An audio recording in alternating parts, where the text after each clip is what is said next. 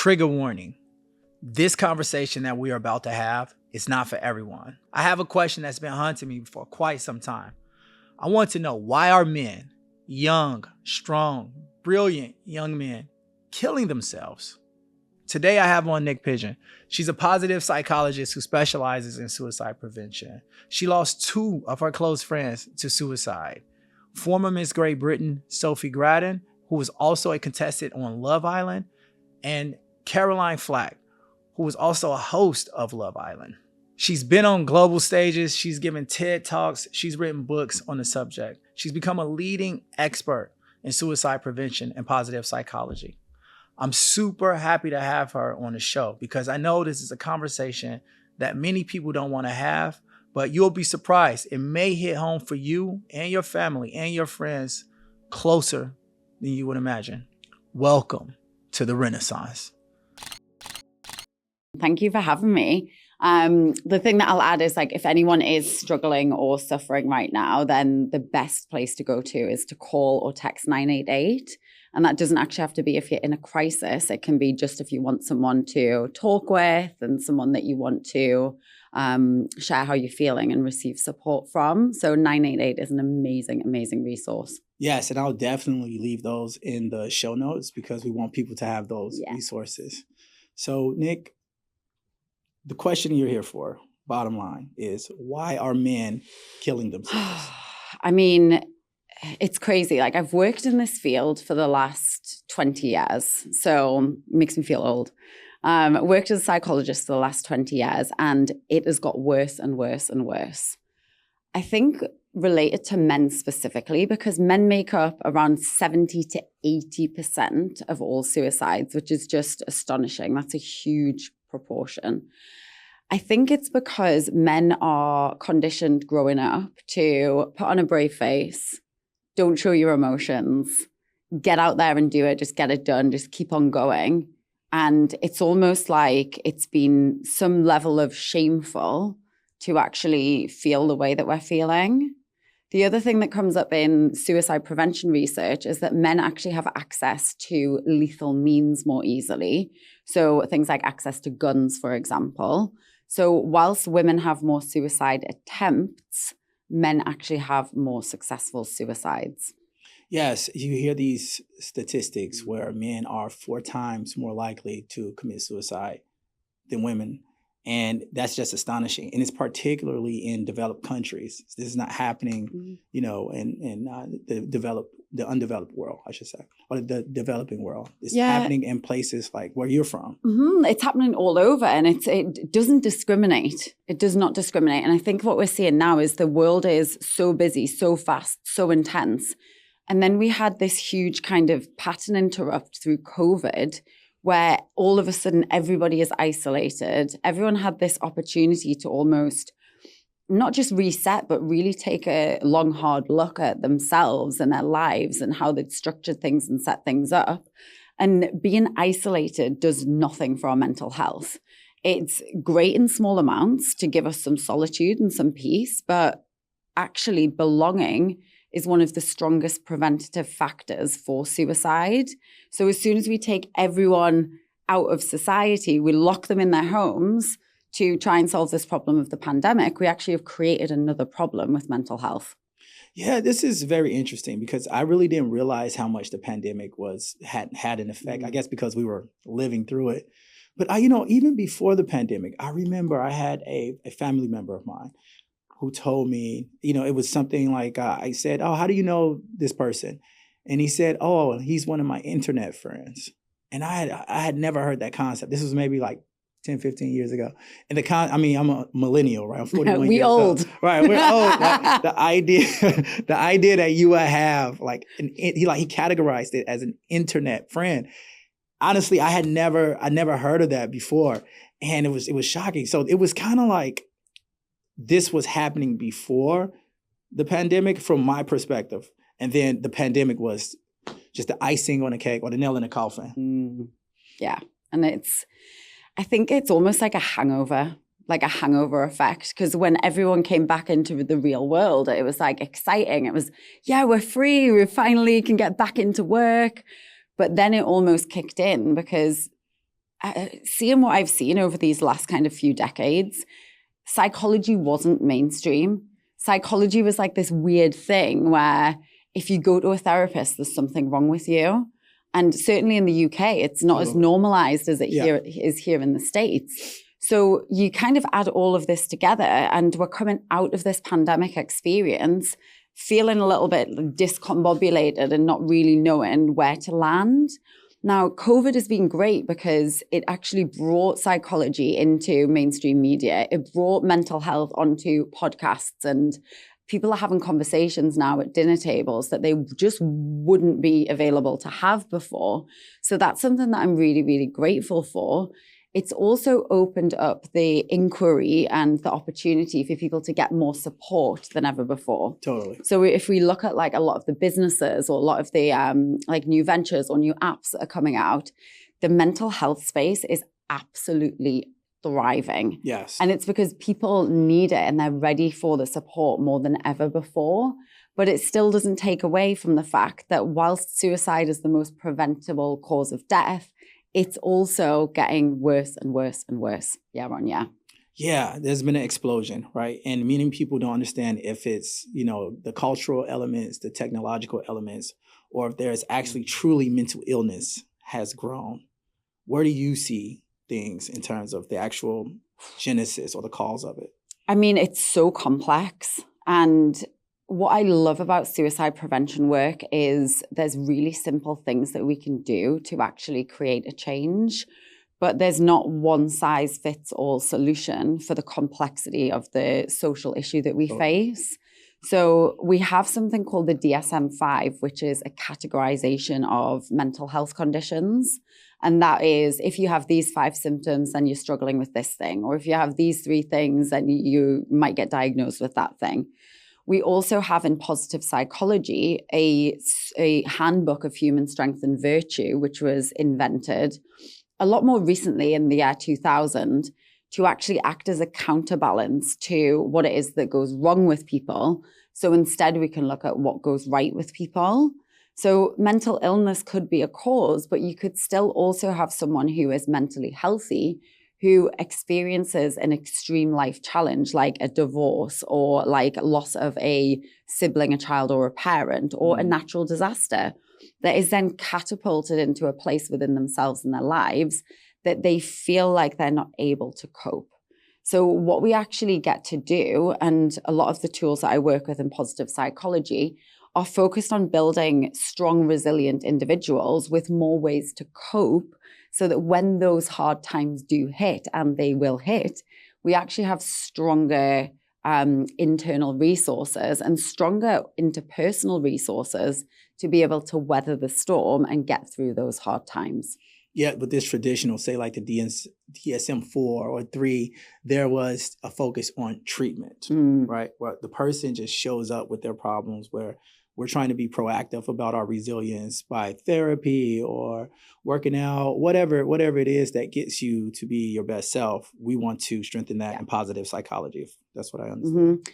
Positive psychology, but also all of the other modalities. Like I'm not a purist. Like I really believe that we need to do our trauma work. We need to have a spiritual practice. We need to have healthy, thriving friendships and relationships. So it's all across the board. We want to be boosting ourselves and making personal development not just a nice to have, but something that is vital and critical to not just feel better more of the time, but often just to get through the day. Yeah, a lot of people will say, why is all of this happening now? And then the trusted correlation that's typically presented is it's because of social media. It's because of the internet. People weren't having these issues in the 90s. What do you have to say to that statement and to those people? It is definitely a thing. So I actually lost 3 of my best friends who died by suicide. I also had my own childhood suicide attempt when I was 11. So when I was that age, I didn't have the internet, and I still went to that place inside of myself. And I feel like now it's even harder for kids to grow up in this world where we're not just dealing with one version of reality, and that can provide its own distortions, But we're now also dealing with this technological age and advancement where there's bullying or there's constant comparison.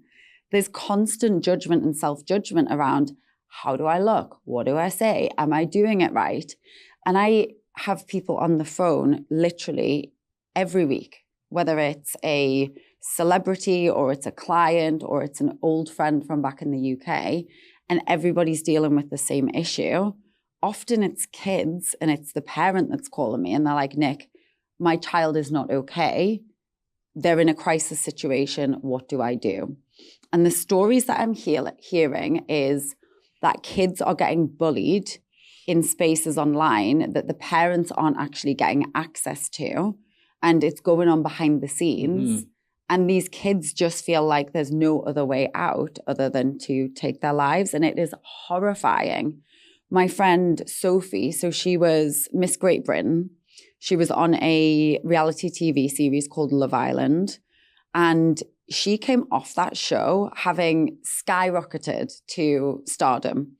And she'd say to me, Nick, I don't know who my real friends are. Yeah. Like, I've got you guys, but there's all these people who are hanging on and they're coming around for the party. And then I've got all these trolls who are sending me these awful, like, vitriol messages when they don't even know you. So she ended up being a campaigner against cyberbullying. Wow. So she went and she did talks and she was speaking and she was saying, you know, this is the reason that some kids are taking their own lives.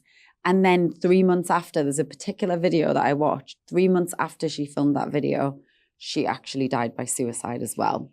So I think that we get better as a society and a culture at being kind and compassionate with our communication, because you never know who you're hurting when you're sending a message flippantly on Instagram or social media that feels like it might be you expressing what you feel at the time, but actually words can really hurt people. Yes, they're powerful.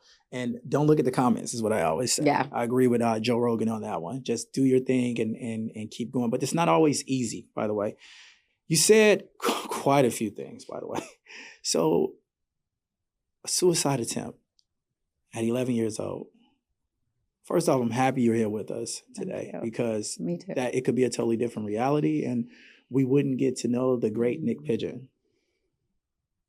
Can you talk about that? Where were you when you decided at 11 years old that you wanted to commit suicide?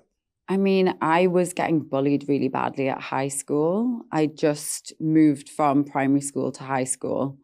And it was so scary for me that it was one Tuesday.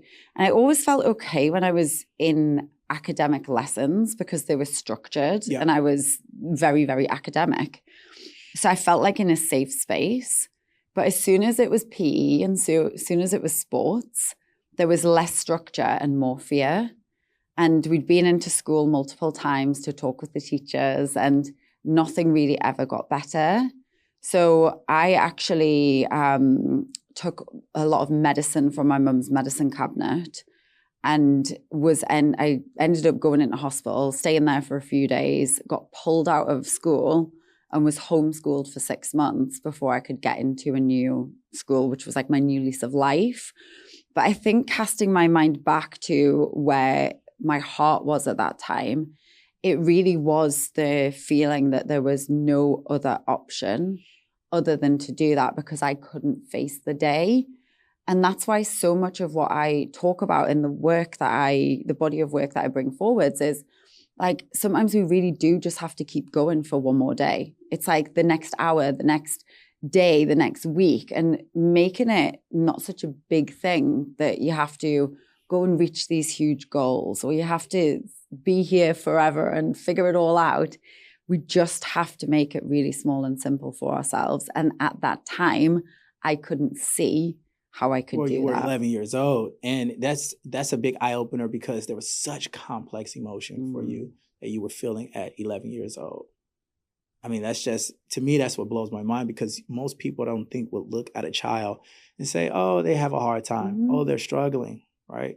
But you were clearly going through significant feelings, strong feelings at that time of your life. And it comes back to as well, like, how do we start having more conversations about this? Because as a kid, and it's what I've put in, I wrote a book called One More Day, and I put in there some really simple conversation starters. Totally. So instead of saying to each other and kids, like, how you doing? We can ask a more direct, specific question, which is, how are you feeling right now on a scale of 1 to 10? And for a child who perhaps doesn't have access to the vocabulary to be able to communicate about their emotions yet, they would be able to give you a rating that says, you know what, I'm actually a 3 out of 10 today. And then we can start asking more questions about why that is and what might help. Wow, that's a great tool for children. What ages, again, do you think that? I would use it for adults as well. Adults, I use it all the time because it gets you to get honest and it gives you a snapshot and a representation of where you're at, because we're so conditioned just to be like, yeah, Tack, I'm good. How are you? Totally. It's like, but are you really good? How are you? Yeah. I'm good, fine, great, well, and we say that all the time. All lies, typically. You mentioned your book, which is an amazing book, by the way. I implore everyone to read it. You started off very gripping, okay? You talk about your friends, Chris Redhead, Sophie and Caroline were both on Love Island. And you basically go through how they came to their end. Can you speak on that? Yeah, and I think it's important just to remember that everyone's journey is so different. Yeah. And if there's a time that you are struggling, it's known that those thoughts are actually temporary and they're fleeting. So it can be a matter of minutes or moments where you can actually create a change. And that's what's so hopeful and inspiring about this work. I never thought that I would become a positive psychologist that is so, like, you can see I'm like lit up talking about this. Totally. And I never thought that that would be my path. But after having so many friends that came to me like they're in my reality. I had 3 best friends, but there was actually 12 friends in Newcastle who actually passed by suicide in our extended network. Wow. And that is horrifying. So in those moments before someone decides to do that, what we find in the research is it's a total loss of hope. So the alternative to that is, how do we find hope? How do we keep on going? And there was a story that I shared in the book that was about a friend who is still here.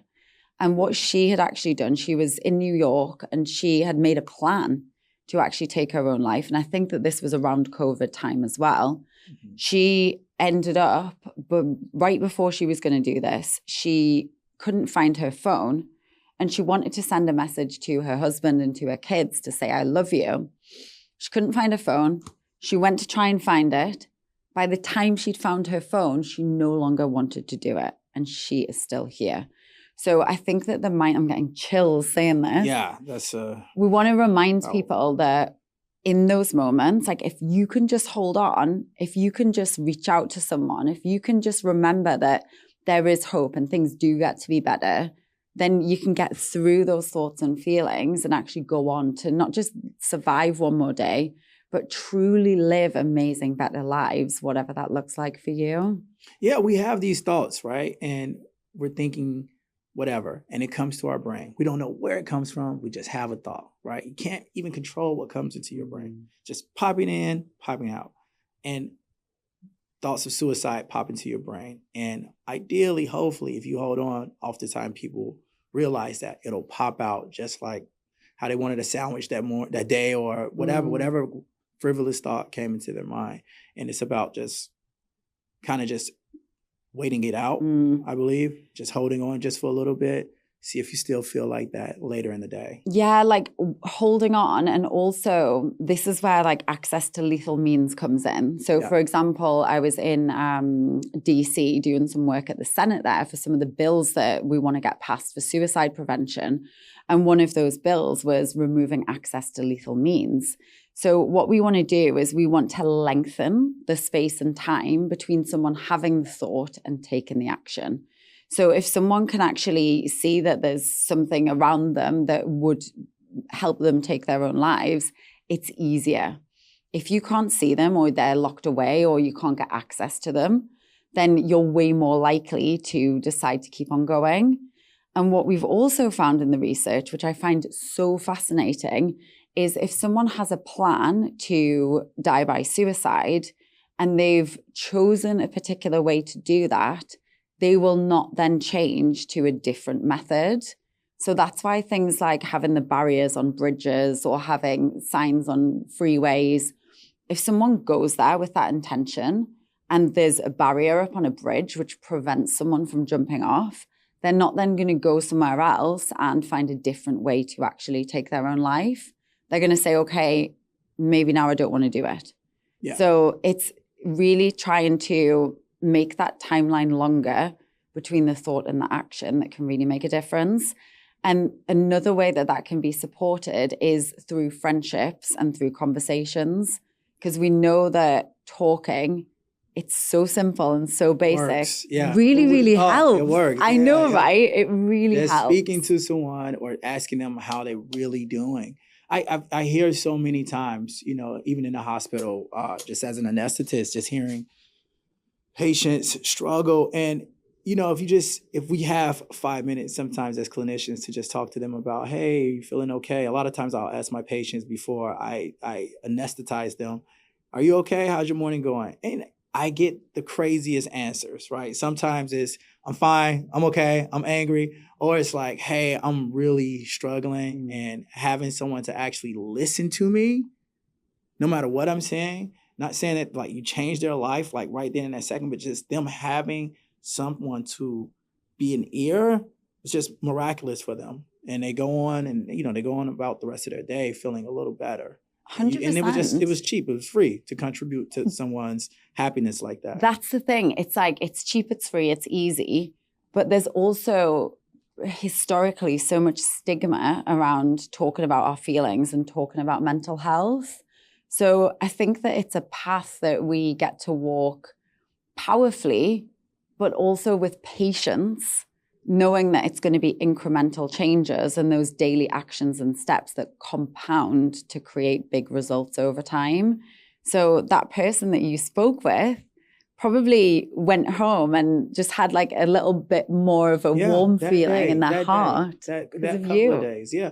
And many other people, right? But it's just something that takes a minute, especially, I'm not saying you do this with everyone, but people that you see, you look at them, they have the struggle affect, right? They're clearly going through something. And you'll be surprised how just a little conversation, a little inquiry from a stranger goes a long way. Yeah, it's like pay it forwards as well. Yeah. So in suicide prevention work, we talk about something called suicide contagion.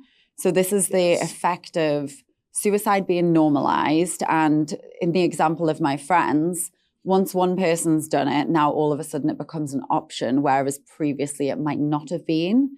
So on the flip side of that, there's positive emotional contagion. So you say something nice to me, and it makes me feel good. I go out and I smile, and I'm more likely to say something else nice to someone else or create a positive action, which then has this ripple effect that goes outwards. So for every one suicide, there's 135 people that are negatively impacted by that.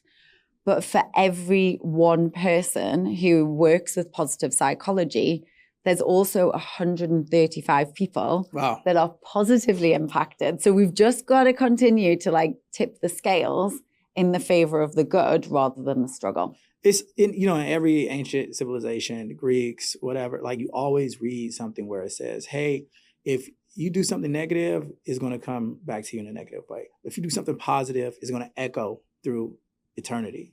And that concept seems to be just an observation that is just true in our physical universe. I believe that totally. Yeah, absolutely. And what is it that you want to pour into the world? Like sometimes when you're struggling, it is so hard to show up and put on a brave face and force happiness, but you can receive it.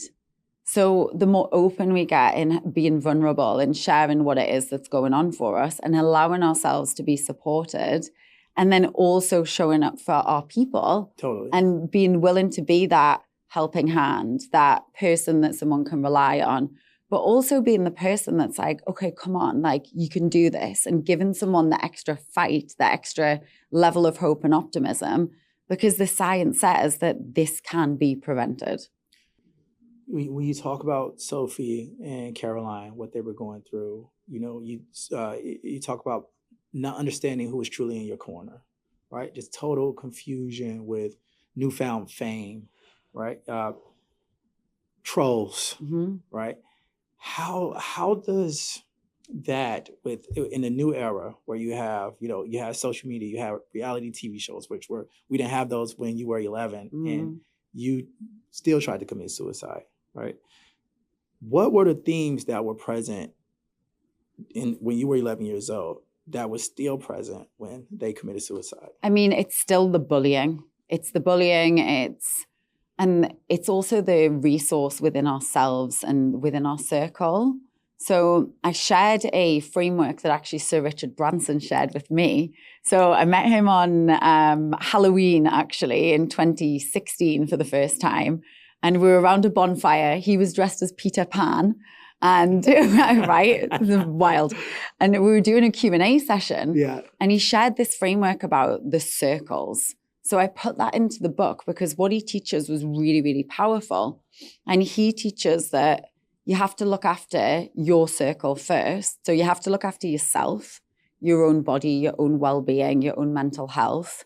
And then you can look after your immediate family. So your spouse, your kids, then your parents, your neighbors, and then the rest of the world. And so many of us jump to, I'm going to do this big thing to impact the world. Yes. But if we're doing it from an unresourced or a dysregulated place, then there's only so much that we can give. So actually, me as that little 11-year-old, I could have had more tools and more skills. Not back then, but certainly now for 11-year-olds. Like, I'm huge on how can we get more positive psychology and mental health support onto curriculum? How can we have the home be a place that feels really safe and supportive for kids? So it's looking at how can we support and resource within ourselves so that we're good. We call them gatekeepers. Yeah. So anyone who has access to be able to support someone who's in crisis is called a gatekeeper. So whether it's a therapist or a friend, but we can't be continually on this crusade of, I just want to end suicide. Totally. Because you're making yourself over-responsible for a problem that, again, is very complex. Yes. So taking it back to really simple, what can you do for yourself right now and today so that you feel better, you feel stronger, you feel more resourced, so you can then take that love and energy and intention out to help other people from that place. Yeah, you feel that this overestimation of the goal, right? I think when I hear that, it's similar to someone having a goal like, oh, I'm going to stop theft. I'm going to stop murder. And it's like, well, where did you start? There's so many reasons. And how do you define it, right? So there's so many reasons that a person does whatever they do, right? Why they steal, why they murder. Suicide is so complex. Obviously, that's why you're here. It's really hard to get a grasp on.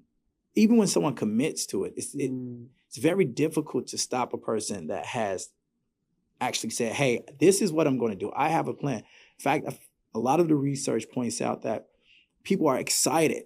The people that are planning, they're excited because they're committed to the idea. They've rationalized it in their brain, and they're ready to go for it.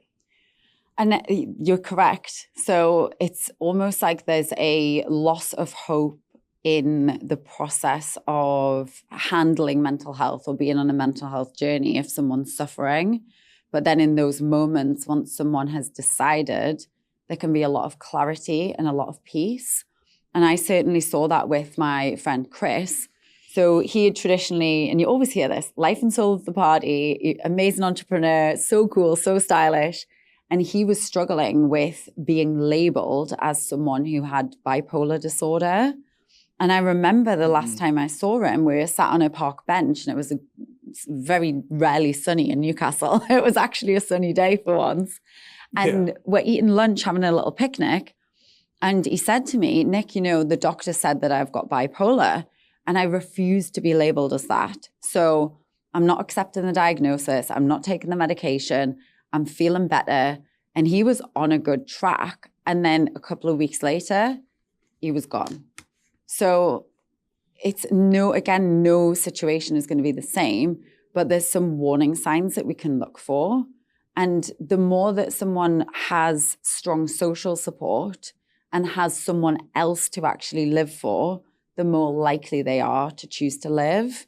So it can be as simple as having multiple check-ins with your kids, or having a time where you do reach out to friends, and them just knowing, you know, like, we need you here, you're important, you do have places that you belong, there are things that you can do, and giving people something to be hopeful for.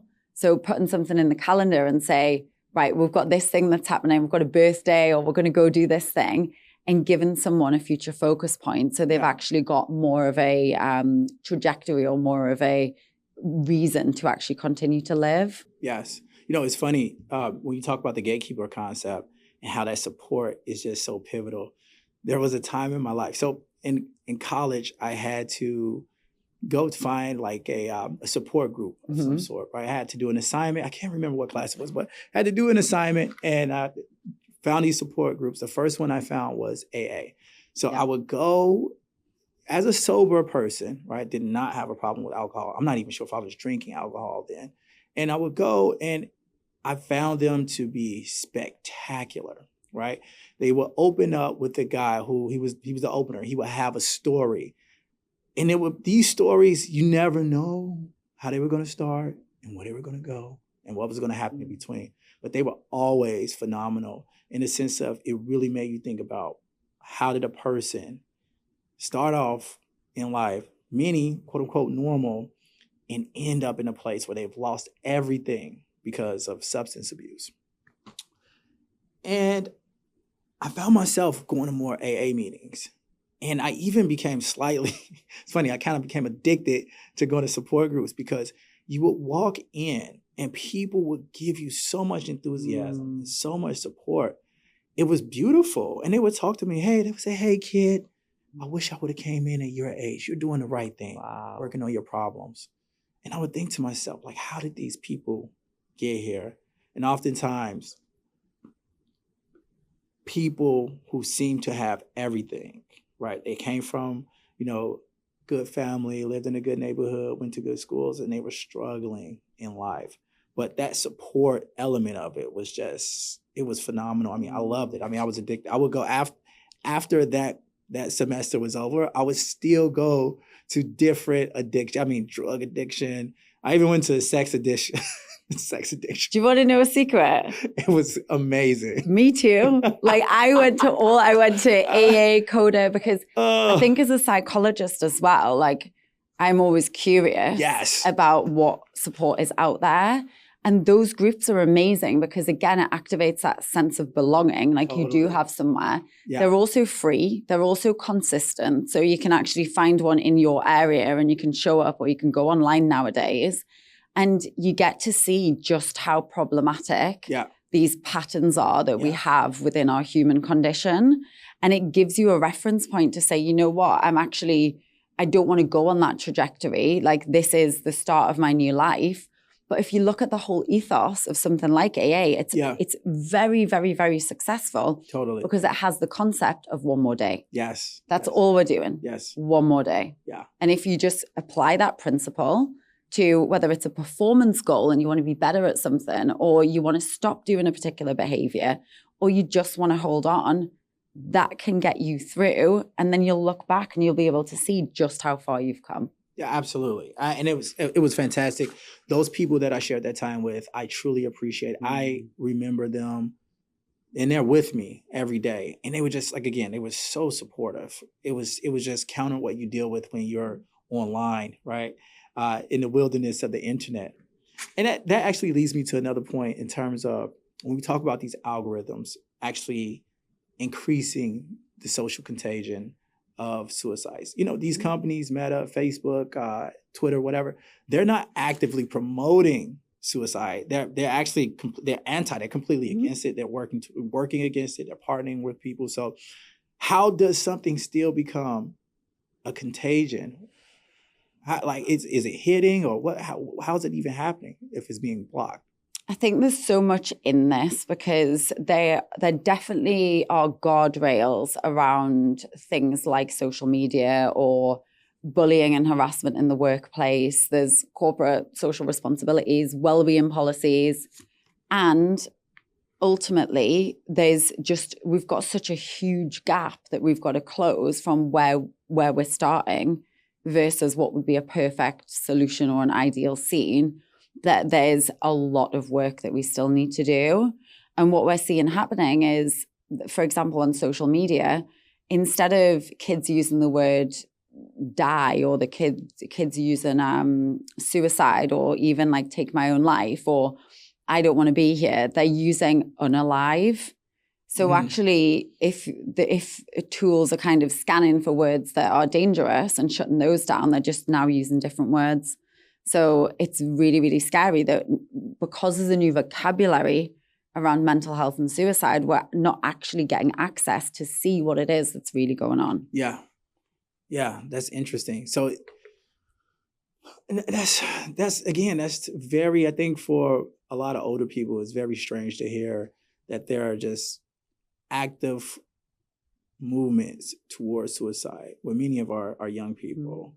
How does that, what is the genesis of that? Is it just that, like, because I remember the Tourette's contagion. Do you remember this one? I don't remember that So one. this was maybe like 5-10 years ago, where all these kids, they were self-diagnosing themselves with Tourette's, ADHD, and they were all doing it from TikTok. So someone would post a video, I talked to someone, and apparently I have Tourette's, and then they started ticking, they started flinching, right?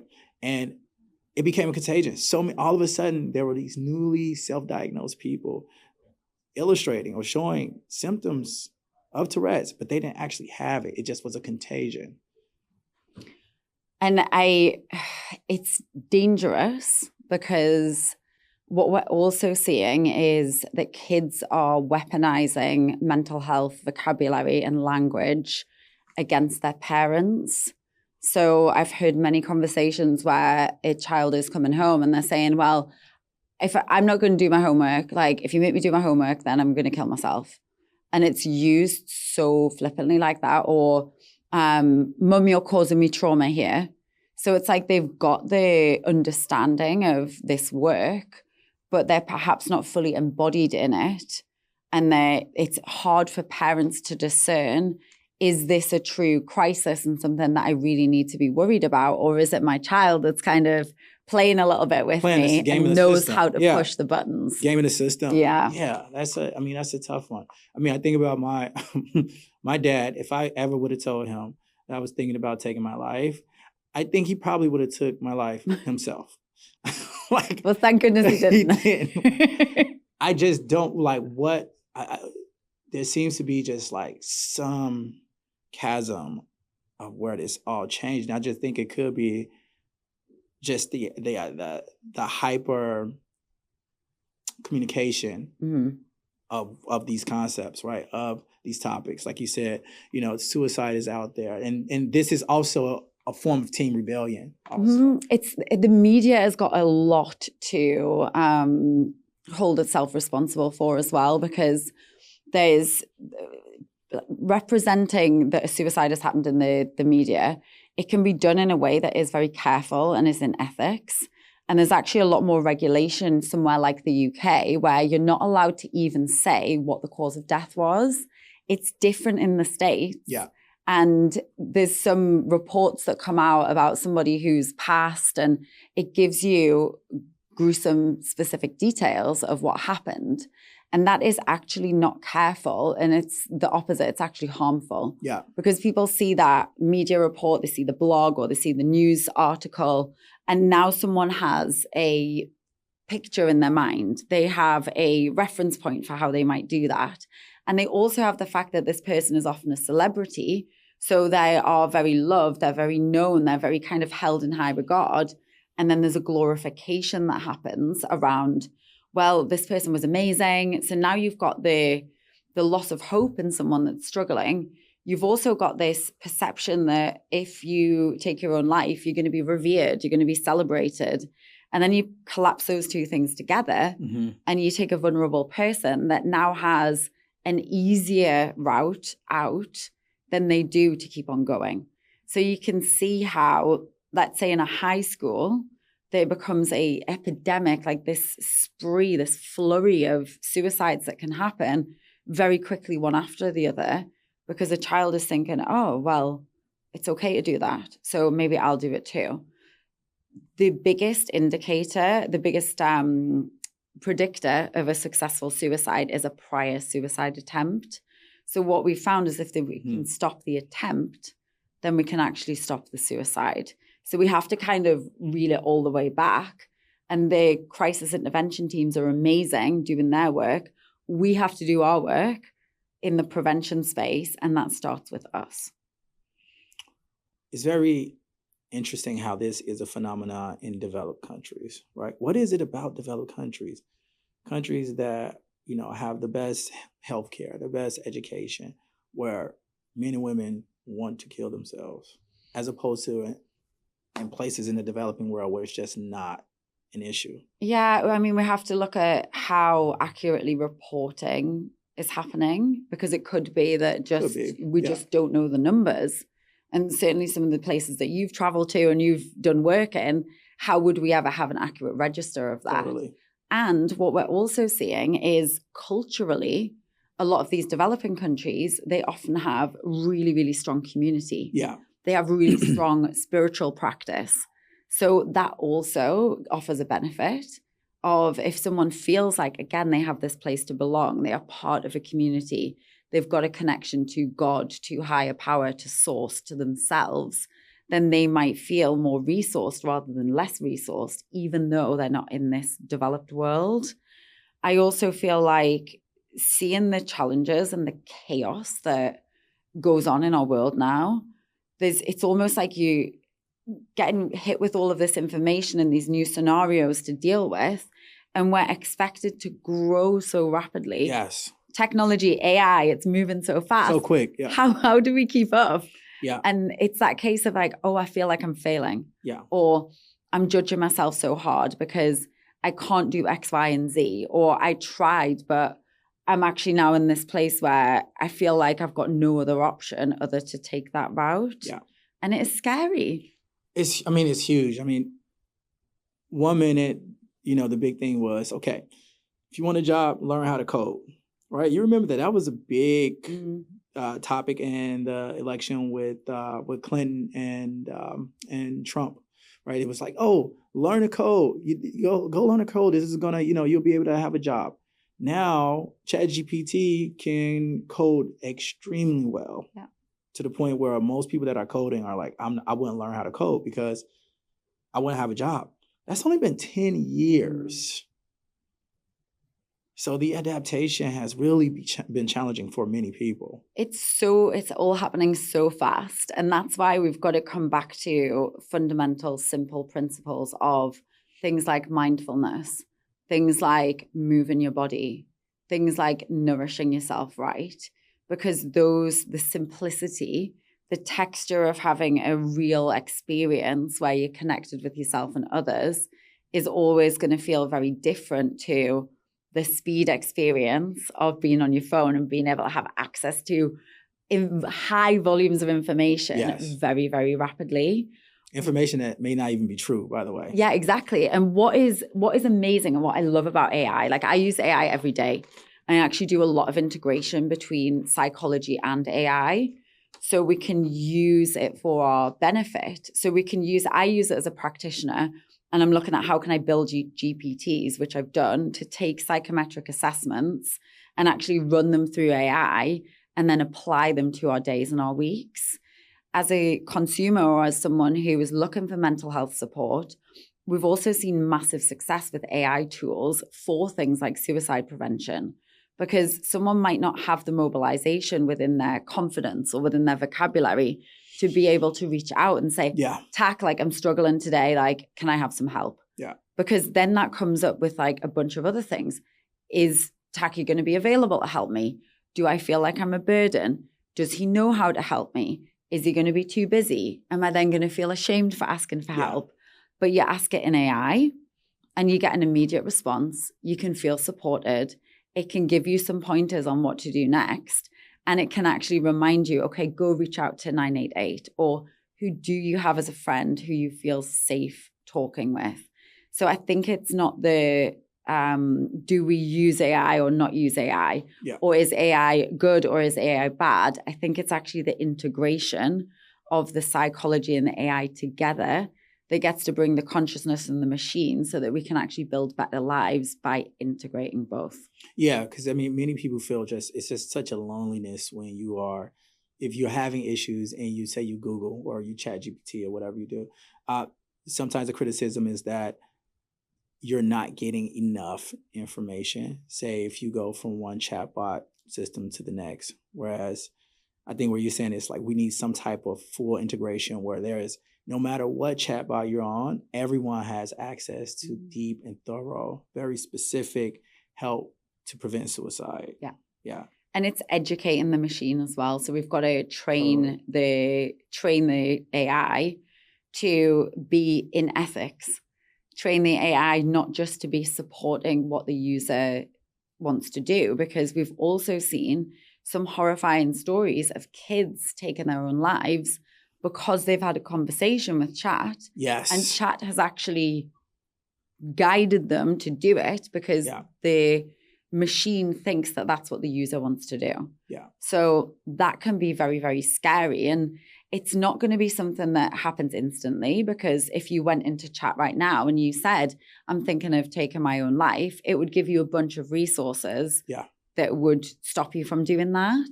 But if somebody is on a trajectory and they're training their AI that they are suffering and actually it might be better not to be here, then that can take a very dark turn. Yeah.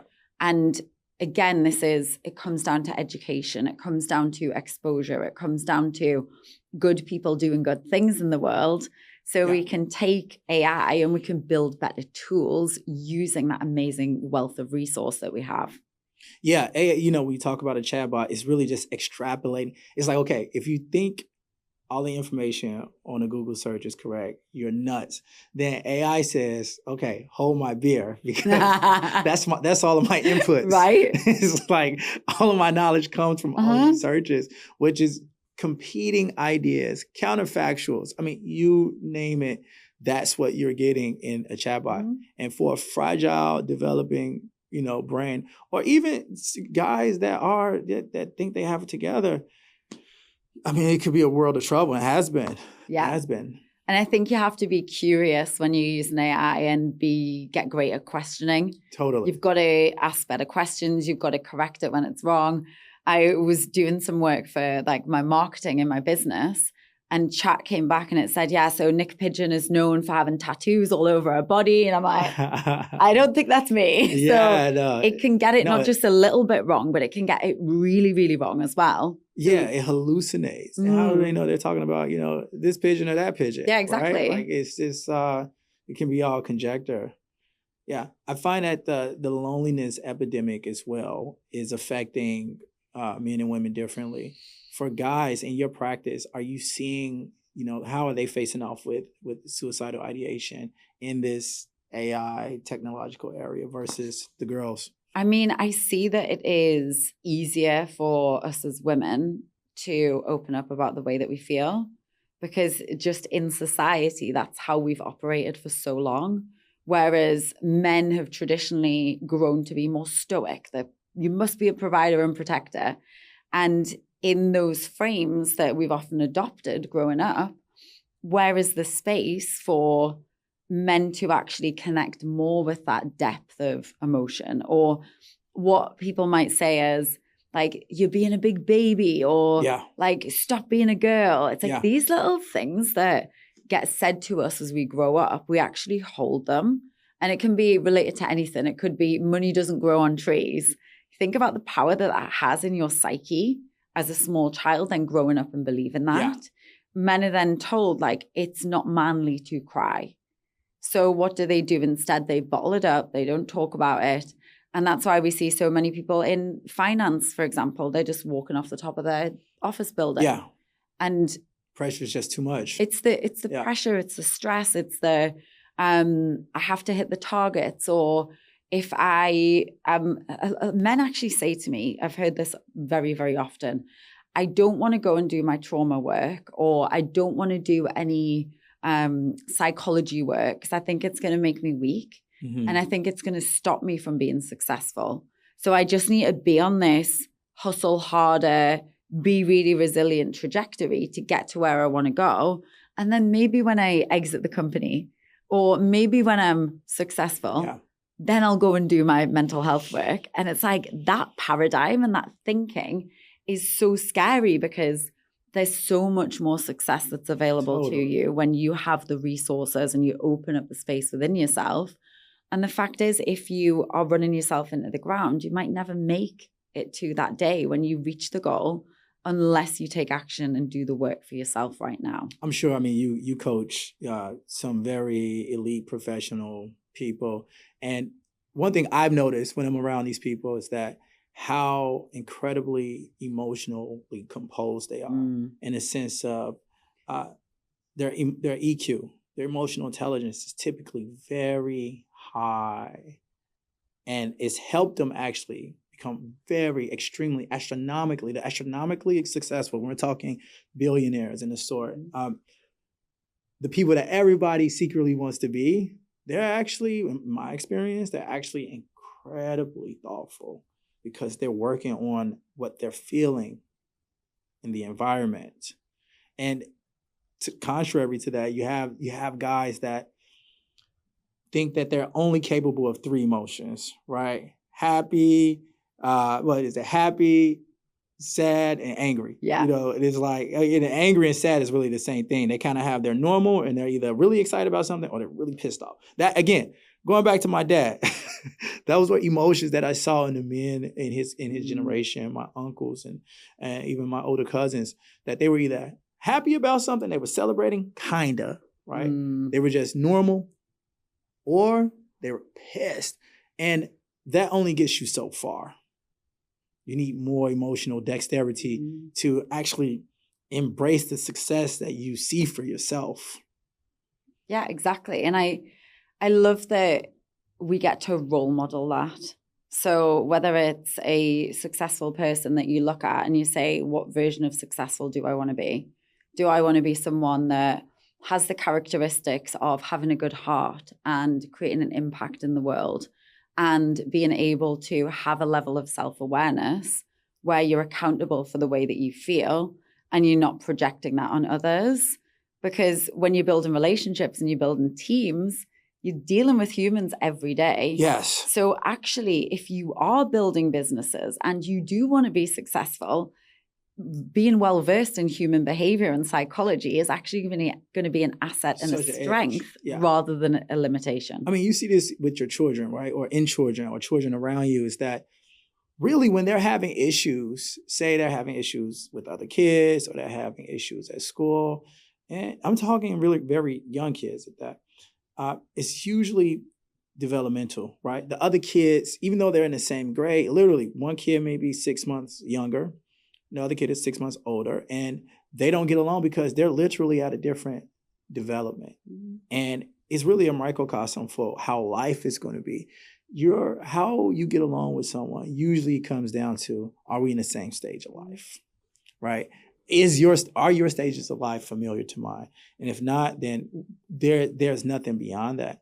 If you want to be, that CEO, that boss that you perceive yourself, that you envision yourself as being, you actually have to really embrace the full spectrum of emotional development. One, for yourself, because the people around you that you love and care about, your family, your friends, they're going to be at different developmental stages. And if you're talking about building a company and advancing professionally, then you really have to understand emotional development in others, by the way, not just yourself. It's easier when it's yourself. When you have to do it for others, now we're talking. Yeah, because we've got to consistently meet each other. And you're actually always meeting the other person where they're at rather than where you're at. So when it comes to building a culture in a business, or when it comes to building high performance, all of it is psychology. Yes. And I think that people are just catching on to that now. And we're just starting to realize the value in being high performers, that not just reach a peak and crash and burn, but we're actually able to sustain the level of success that we're stepping into. So, and that might actually be for a lot of men a better entry point into personal development and into psychology. Because if you take it from a performance aspect, performance sounds good and it sounds masculine, it sounds strong. What we find is that, let's say I go into an organization and I'm going to support the performance and profitability of the company. I can get a lot of people to sign up for that. Yeah. I then get to teach the soft skills.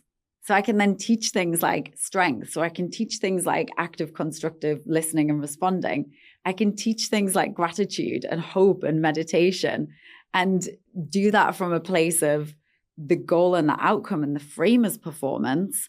But here's what you actually need to do in order to get there. Yes. So it's maybe, again, it's like taking almost like, how do you market mental health?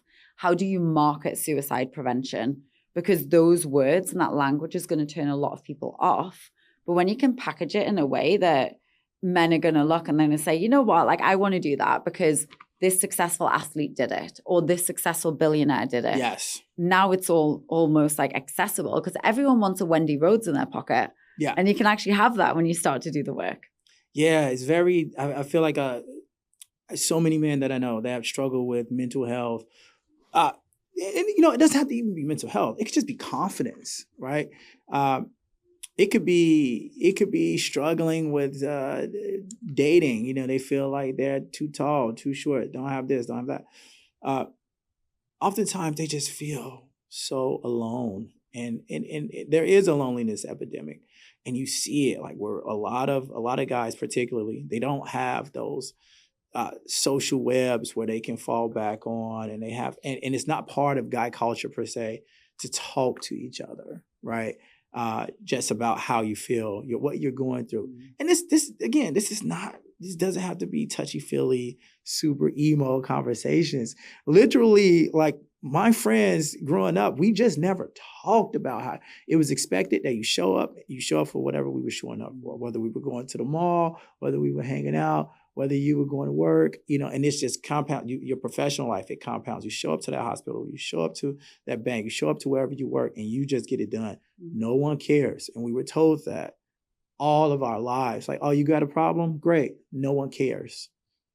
How do men just kind of work past that to where, hey, maybe we could build some communities or find friendships, use the online process to, hey, connect with other guys that are just guys that are looking to build community. Yeah, I mean, you're doing it here. And that's like, I know it's such a big part of why you do what you do. And noticing where those places are where you do feel excited to get involved, or you do feel invited and welcomed, like that is a start. And we've just got to get better at actually starting things, starting conversations, starting to be the person that invites someone else. I had a conversation with a friend the other day, and he was sharing, I could kind of feel that there was something off. Yes. And then he called me and he shared, like, listen, I'm like not having a good time. I'm struggling. And it's because I've got a couple of kids already and I've just had another baby. And it feels like my job is not ideal and I want to move and do something else. So it's like the layers were stacking one on top of the other, another hard thing, another challenge, another difficult thing. And then all of a sudden it's so overwhelming that we can freeze. Yeah. So we want to be able to notice our own responses to the hard times, but also be able to share with each other when we're in them so that we can help each other get out. So it was really simple for him. It was like, okay, well, what's something that you can actually control? Where can you get a win right now? Where can you create a breakthrough? So he went and handed his notice in at his job. He already had another job offer. Wow. Now he's like light years further forwards inside of himself and his life just from making one decision. So sometimes it's as easy as that, and uncoupling the entanglement that we have inside of our minds sometimes that throws everything into one bucket. And it's like, life is hard. If we start to say, okay, let's separate all of this out and let's just deal with one thing. And now you've got the dopamine effect. Yeah. You've taken a step in the right direction. You feel that sense of accomplishment that we need in order to be flourishing and thriving as individuals. And then we've got the positive emotions that we're proud that we did something. And all of it kind of can snowball from there. Powerful, by the way. So many of our problems are just from one ear to the other ear. They're inside our head. And thank you for sharing that with us. We have to close here soon. Do you have any thoughts that you want to end with? Because you're just so eloquently putting everything together.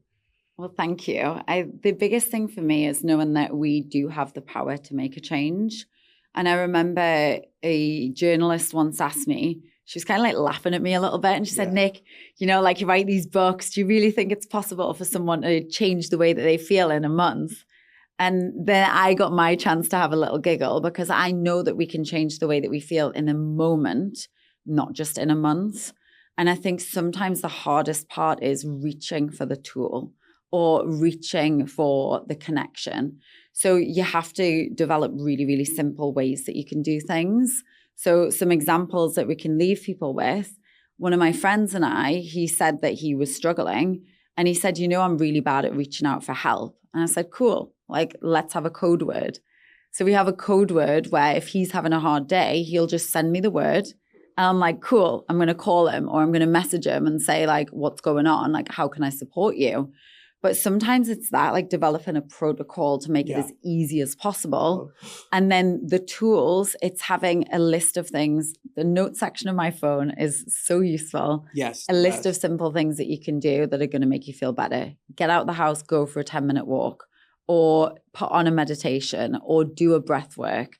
Really, really simple things. They take 3 minutes, but you have to remember to start. So many other questions that I have for you. So you're definitely going to have to come back. I'm down. Where can people find you? So I love to hang out on LinkedIn and on Instagram. I'm Niyc Pidgeon or Niyc Pidgeon there. And then I've also got the Unstoppable Success podcast as well. So we'll have to have you on the show. Absolutely. So much fun. Well, thank you for coming on and I look forward to seeing you again. Thank you so much.